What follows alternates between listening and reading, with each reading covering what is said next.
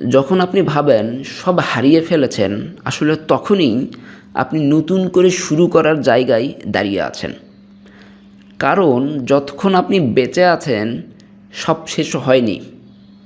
আপনি হয়তো টাকা হারিয়েছেন, সম্পর্ক হারিয়েছেন, সম্মান হারিয়েছেন, কিন্তু আপনি এখনও সিদ্ধান্ত নেওয়ার ক্ষমতা হারাননি। তাই থামুন, কিন্তু ভেঙে পড়বেন না।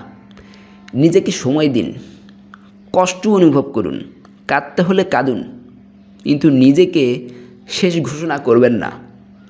হয়তো আপনার অভিজ্ঞতা আছে, হয়তো শিক্ষা আছে, হয়তো ব্যর্থতা থেকে শেখা জ্ঞান আছে। নিচে পড়ে যাওয়াটা কখনো কখনো সবচেয়ে শক্ত ভিত তৈরি করে। নিজেকে দোষারোপ দেওয়া বন্ধ করুন, শিখুন, কিন্তু নিজেকে ঘৃণা করবেন না। সব হারানো মানে আপনি ব্যর্থ না, সব হারানো মানে আপনি মানুষ। মনে রাখবেন, সবচেয়ে অন্ধকার রাতের পরেই ভোর আসে। আপনি হয়তো এখন অন্ধকারে আছেন, কিন্তু সূর্য অস্ত যায় না, পৃথিবী ঘুরে যায়।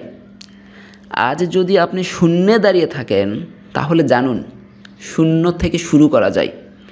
আর অনেক বড় বড় গল্প শুরুই হয়েছিল এই শূন্য থেকে।